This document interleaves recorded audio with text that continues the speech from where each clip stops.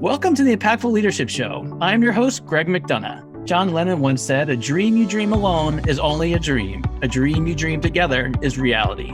Join me as we connect dreams to reality by chatting with innovators from around Washington, D.C. Our show is proudly sponsored by the D.C. chapter of the Entrepreneurs Organization. This is the Impactful Leadership Show. Welcome to the Impactful Leadership Show. I'm your host, Greg McDonough. I'm super excited for our guest today. He's a public speaker, author, former special operations soldier. He was attached to the Task Force Special Operations team responsible for tracking down the most wanted men in Iraq. Over a 6-month tour, he conducted over 300 interrogations, collecting intelligence, which directly led to the capture of Saddam Hussein. He's the author of Mission List No.1. Today, he inspires people to change, teaching business leaders how to win through empathy-based listening. Please welcome Eric Maddox. Welcome, Eric. Thanks, Greg. It's great to have you on the show. So this show is about leadership, and my favorite question to ask my guests is, Eric, tell me about some misconceptions in leadership.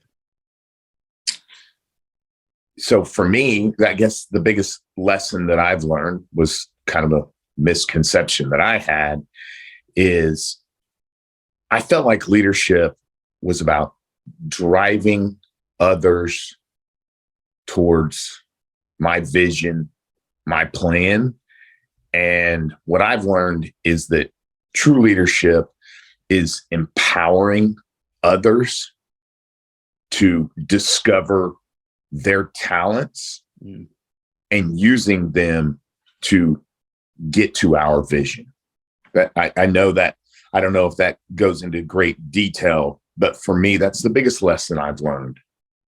That's very insightful. I'd love for you to go a layer deeper and in particular talk about your understanding of that. Like, have you had that vision and understanding since the beginning of your leadership journey, or is that something that you developed over time? And talk to us about how you've come around to empowering talent versus driving your own vision.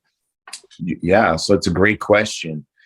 I feel like I had to learn that when I was in Iraq, as I was an interrogator. Again, you read a little bit about my bio, but when I was assigned to this Delta Force team, my job was to gain cooperation of prisoners. Everything that I was taught, the psychological techniques of interrogation, they didn't work.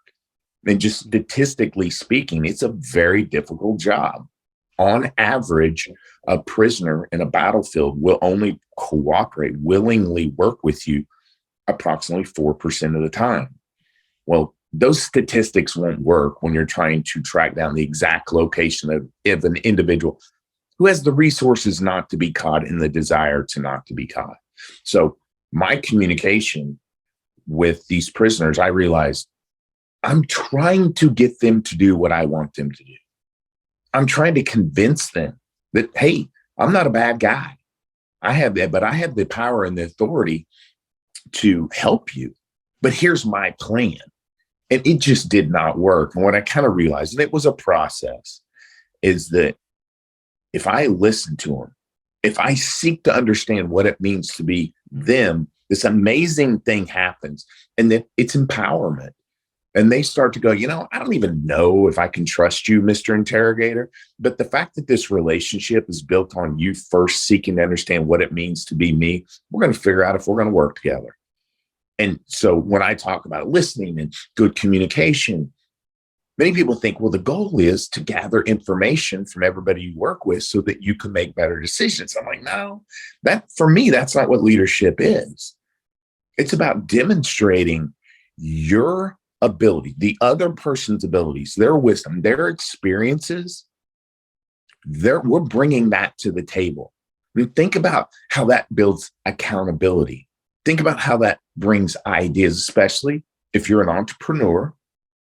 Because one thing we can say is, well, you better be able to pivot, but pivot off of what? Let's pivot based on what our people are telling us, what our clients, what the market's telling us. And so I just see it as just the role of empowerment. I'd love for you to continue on that. and go back to the time where that light bulb turned on for you, right? Because I suspect it's not something that was taught. And through unsuccessful interrogations after unsuccessful and so on and so on, a light bulb went on for you that said, you know what, I'm going to try a different approach. I'm going to use empathy. I'm going to listen. Like I want to relive that discovery process. Sure. So, Greg, we go to war in 2003. The United States military invades Iraq. Our goal is to take out Saddam. I am in the military at that time. I'm staff sergeant of the United States Army. I am what they call a Chinese Mandarin linguist. I had been trained in interrogations, but for the military, they'll train you in interrogations. But if they get a Chinese Mandarin linguist, my entire job was doing intelligence collection for the United States military against the Chinese. So I'm told you're never going to these Middle Eastern wars. You're not going to Afghanistan. You're not going to Iraq. When the United States invaded Iraq, they had this Joint Special Operations Command that needed to find Saddam. These highly trained special operators figured out we need an interrogator with them on their raids, on their missions. So the United States military goes and says, hey, we need one of those interrogators. Are there any that had been in the infantry before? And there's this pretty difficult school called Ranger School. And they said, Liam have graduated Ranger School. They looked through the military, and apparently I was the only person that checked those blocks. So when I was first enlisted in the Army in 94, I spent 3 years as a paratrooper with the 82nd Airborne Division, went and graduated Ranger School. So my whole qualifications for being in Iraq was my infantry background. So I'm put with this Delta Force team. I know nothing about Iraq. I know nothing about being in an actual war. And I had never actually done an interrogation. I had been trained.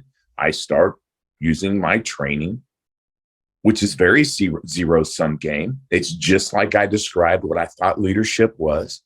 You convince a prisoner, hey, I'm smart, I'm wise, I'm not a bad guy, but I know the plan. I've got the power, the wisdom. You just pretty much say, Uncle Eric, I trust you. Give me everything you know, and I'm going to take it from here.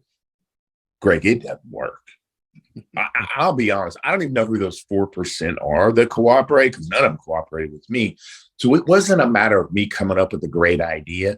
It was me saying, this is never going to work, and don't pretend you know what does. That really was key for me, is to say, hey, let's not make tweaks off the old techniques. Maybe they need to be thrown out the door. So for me, it was going, okay, you don't know. Who would know? Well, maybe these prisoners.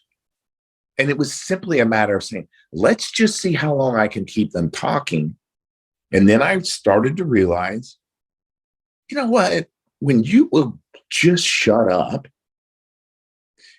clear your mind of your goals, your agendas, your objectives, and most importantly, clear your mind of your biases. You realize you don't have the answers to anything, Eric, and the best way to get answers is to ask questions. And when I ask questions, absent of biases, agendas, objectives, it wasn't that I got these amazing answers. It was the spark. It was this flicker in their of hope that made them go, I might be able to partner with you. I didn't know if they were going to be honest or dishonest. But it goes from being across the table working with someone to on their same side. And it's simply an unbiased discovery, not a solution. But before we partner, where are you coming from? Because I'm going to tell you the biggest kind of eye openers, anytime a prisoner would kind of stop the conversation, kind of quirk their head and go, you get me. You get me. That's the words I'm always looking for, is you get me. Then we can get to work, right? But that's an empowerment, Greg. That's it's about giving them control so we can discover, what do you have? I had no idea where Saddam was. I didn't even know where to begin to look. They did. I just had to unlock their abilities. I love those words, unbiased discovery. Talk to us a little bit more about that and maybe some tools that we could use to go into our next conversation or negotiation or discovery to relieve the bias that we bring to the table just naturally.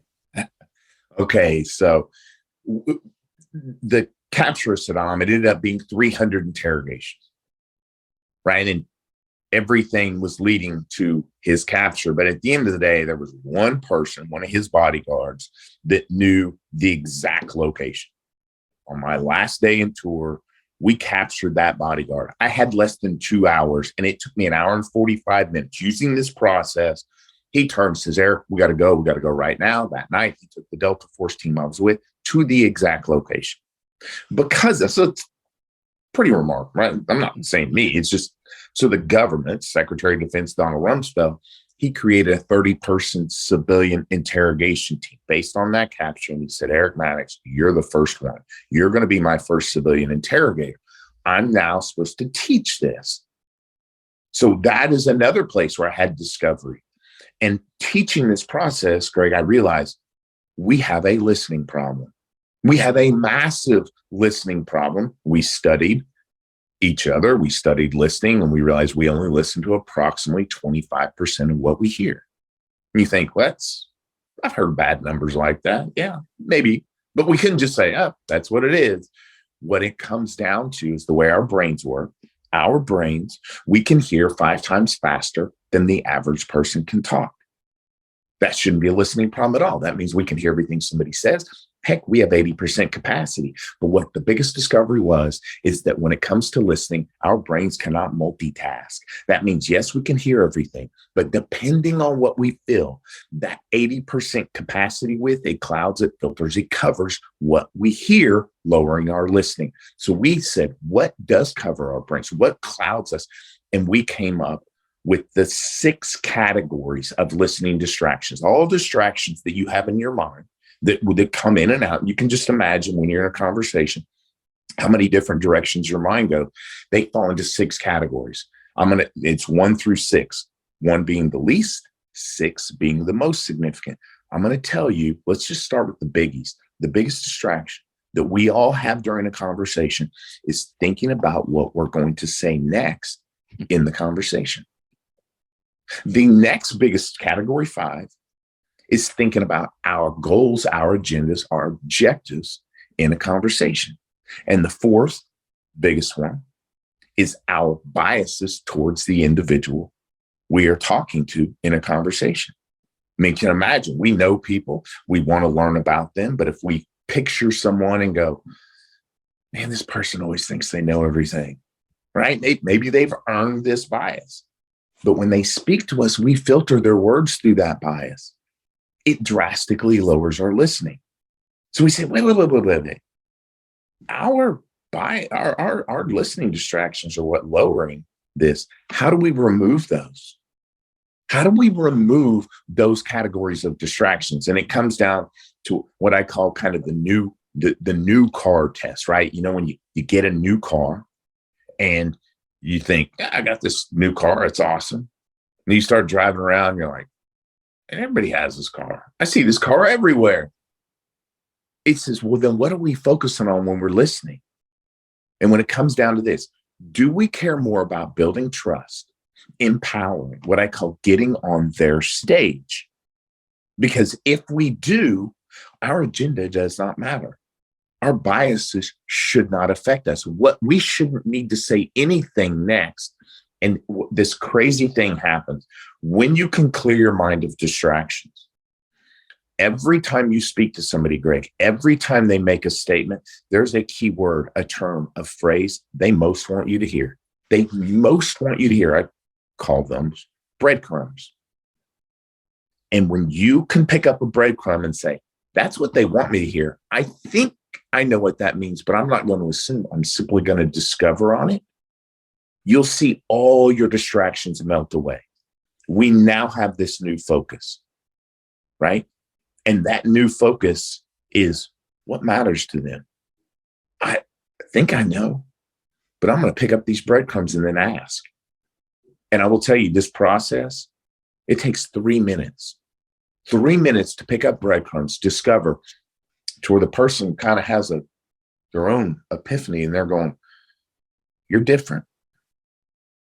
I don't know what we're going to do together, but we're going to partner. Something tells me we're going to partner together because you're doing this on my stage, not your own stage.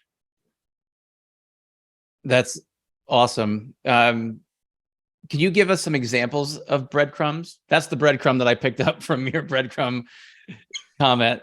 Give us some examples of what you mean. I understand what you mean by, but give us some examples of how that is used in real time. Let me give you one that we all can relate to, right? So we all have Mondays. We don't like Mondays, but we do have Mondays because they come off the weekends and we have a full work a week. And we come back into work, and whether it's live, in person or virtual, we see somebody in the morning. What's the first thing we're going to ask them? How are they doing? I'm going to go a little farther. We're going to say, how was your weekend? Right? Fair enough. Hey, how was your weekend? I don't know what they could say, but they could say something to the effect of, I had a long weekend, right? What do? We turn around and go, yeah, I had a long weekend too. And then we go in about our long weekend. They know subconsciously in their mind, they're going, I think that was an obligatory question. I don't think you really care about my weekend. You just had to say something to me. And they have enough social EQ that they're like, I'm not going to dive deep into my weekend, which I would love to do because it's my life on my stage, but I'm going to test you. I'm going to see where you're coming from. And I'm going to say, I had a long weekend. They know we do not have the right or even the ability to determine what that word long means to them. And if we cared, we would discover. We would simply look at them and go, long, what happened? And watch the look on their face. They're going to perk up. They're going to think, what has gotten into you? Well, get ready, Greg, because you're about to hear about somebody's really long weekend. But you just empowered them at that moment in this relationship. Do we care about their long weekend? Probably not. But in terms of the relationship, when you listen to their long weekend and they go to their cubicle and you go to yours, they're going to be going, that Greg's not a bad guy. I think it's kind of about himself because everything's about him. Not that it is. He just listened to my long weekend. So you think of words like tricky. It's a tricky situation. It's an odd relationship. And that's just category one. There are 10 categories of breadcrumbs. And I'm going to give you a really easy category. Category 7 breadcrumbs are questions. Statistically, over 80% of all questions that somebody asks, they do not care about our answer. They are simply asking a question to see, would you be willing to sort of divert or move this conversation towards my question? Shifting gears from a one-on-one conversation, Eric, to a one-to-many, do these tools still apply? Like the listening tools, the breadcrumbs, you're standing in front of your team, starting a conversation. Talk to us about, in a team environment, how people can use these tools. So in a team environment, we want to have a culture of collaboration, or I would think we would. If you want to empower, now we have to be the orchestrator of empowering many people, knowing that we're the leader. So when I think about group settings, especially when we're the leader, we want to think, how do we as quickly as possible get this group engaged in the conversation, right? Even if we just ask a hypothetical question, right? Even if I say to everyone, I want you to ask yourself, how many different directions does your mind go when you're in a conversation, right? It's getting them engaged. But as fast as possible, we want to get a question that brings out our group. Now, when they start talking, when they start responding, our job should simply be discovering and moving the conversation to different members of the group. We have to do it seamlessly. But the way I describe it to people is I say, imagine in a group setting, in a conversation, everyone's submerged underwater. There's one oxygen tank and one breather. Whoever's speaking is breathing. The world loves to talk. I love it. You love to talk. When somebody's speaking, they're breathing. Our job is to move the breathing. We can't let anybody drown, right? Now, some people are intimidated. They have their own biases, maybe of the situation, and they do not want to talk. They don't have a position to talk. Fine. They've got their own little life support, right? But you'll notice when you bring engagement, there are different people that want. Our job should simply be move this around. Follow up and move. That is our only job. We should not be leading through our solutions, our ideas at that time. And so that brings us back full circle to your misconception and the opposite of the misconception of empowering talent. These concepts and these conversations and these tools are empowering talent to do what we want, what we're hoping the team can do. Am I stating that correctly? I think so, but we had to make a comparison. We want people to do what we want them to do. But if we're leading from our stage, we're simply trying to over communicate. This is how I want it done. And we may know our vision is correct. They may do what we tell them to do, but we're simply taking their abilities, their technical talents through our vision. When we empower, we're discovering their hidden abilities. We should never assume we know what everybody's good at. But by discovering, we're saying, there's the finish line. You tell us how to get there. I want to know what this group can come up with versus I want to see this group complete my vision. It is difficult because as owners, we feel like we have the right vision. Probably nobody wants it worse than we do. It's very difficult, but the world loves to be empowered. That's fantastic. You got my skin crawling just talking about it. Eric, I'm shifting gears a little bit. Talk to us about your background. We covered some of your military experience even before then. Like, where'd you grow up? How'd you get into the military? And then let's really get into what you're working on now. Sure. So I grew up in a small blue collar town in Oklahoma. I lived a pretty normal childhood.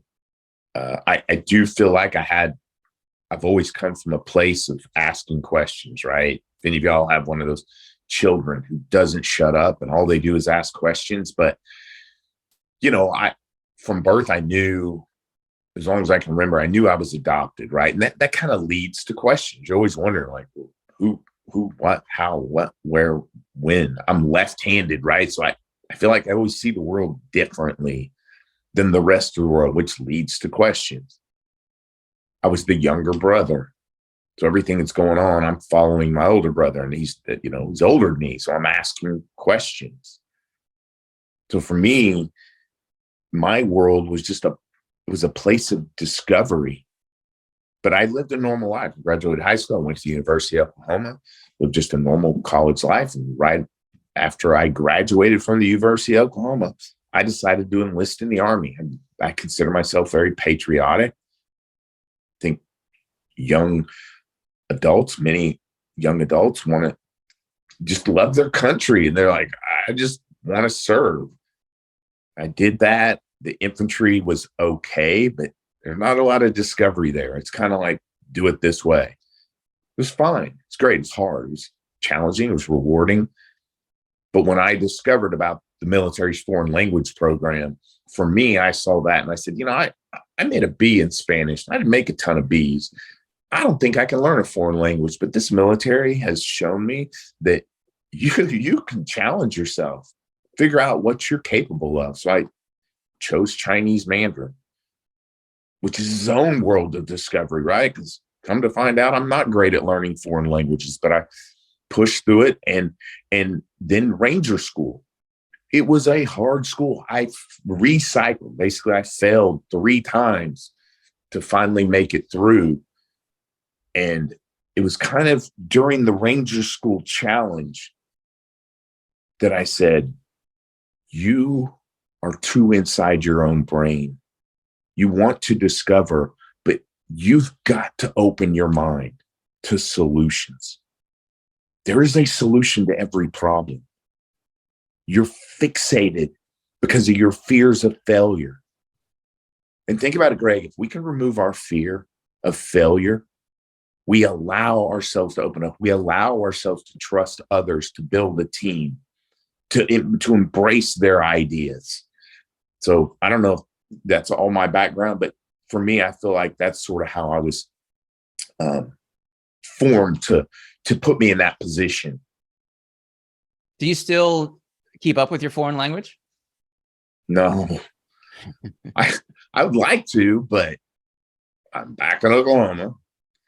I don't have the opportunity to just speak a bunch of Chinese, and I just feel like I'm really busy. So yeah, maybe it's one of those things I feel like if you drop me back in China for a week, you can just pick it up.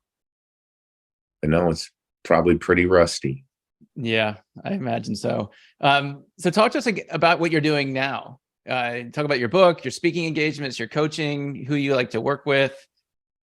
Sure. While I was in the military, the Department of Defense said, hey, you can go get these talks, these speeches, go promote this. This is a great story for the military and the government. Come to find out, people pay to hear stories. They call those keynotes, and I started doing keynotes, and I thought it was great. But I kept getting the question, yeah, but how did you do it? But how did you do that thing? How did you gain the cooperation? How did you get people to open up? Of course, hopefully listening to the audience. I focused on, well, let's teach them. Let's teach them this change of paradigm of making the world trying to come onto our stage. But how do we seek to discover to get on theirs? That's where I, started teaching the 6 categories of listening distractions and the 10 categories of breadcrumbs. So it just evolves, right? If you do it well, if you can help somebody, if you can bring them value, they want more of it. So probably I can tell you in 2023, I have about 130 keynote speeches lined up, and we'll probably book another 70. And we're just running, teaching this process. And I love it. I love when people really embrace it.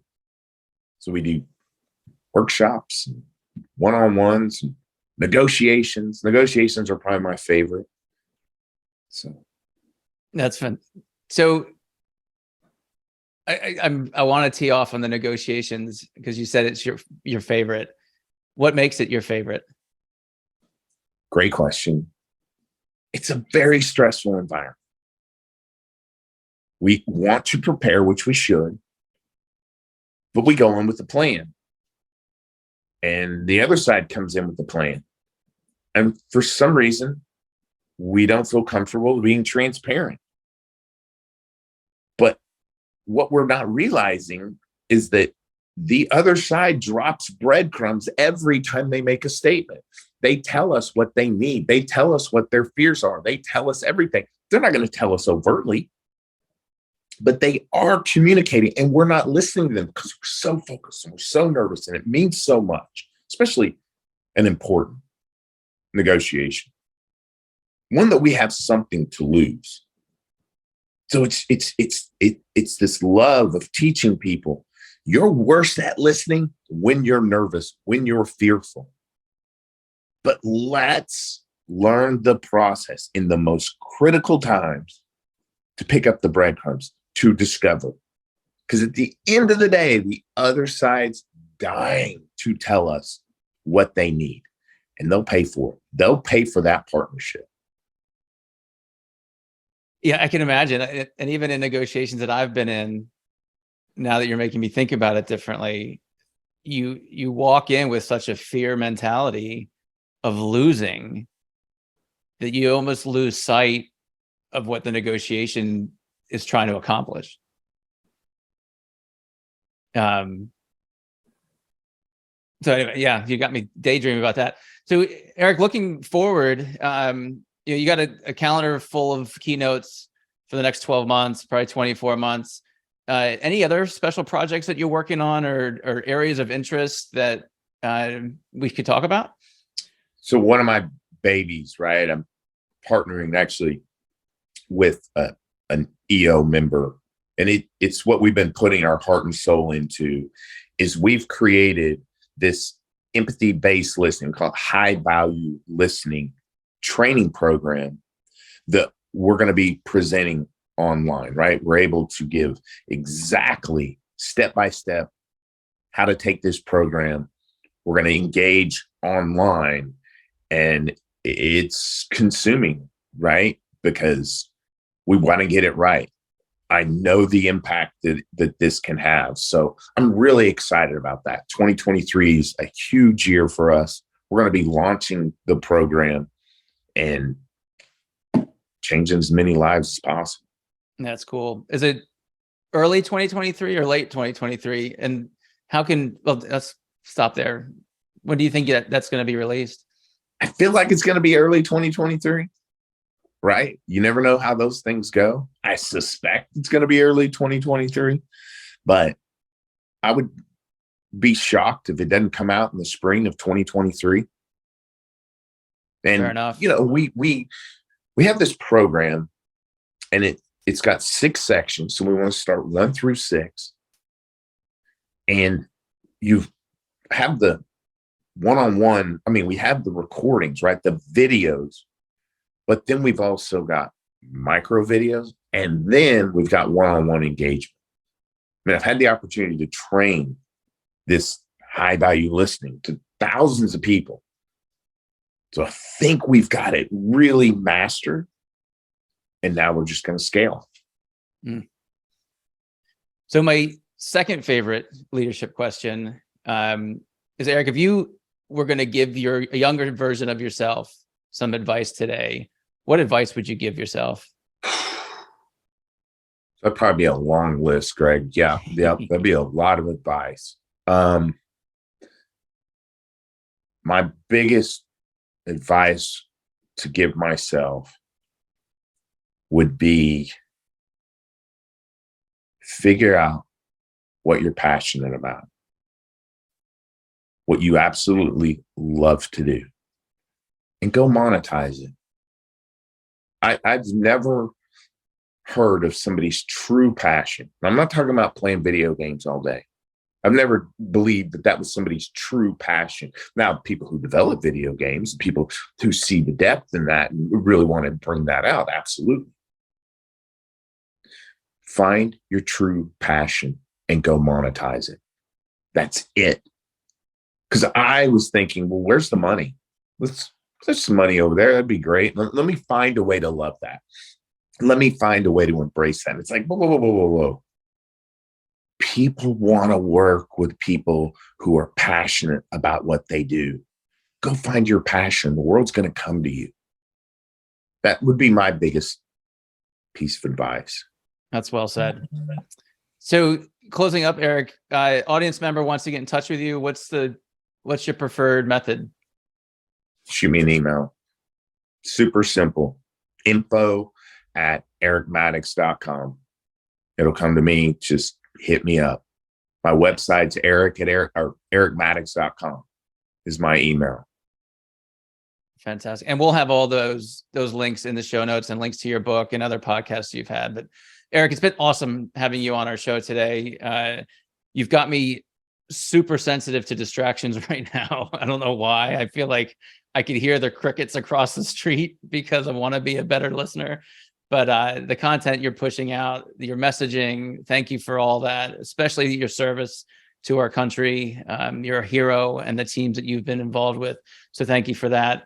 It's just been an honor to be with you today. Thanks, Greg. I appreciate it. And that's a wrap, my friends. Thank you for spending your time with me. For show notes and other episodes, visit us at impactfulleadershipshow.com. One last food for thought: walk on with hope in your heart, and you'll never walk alone.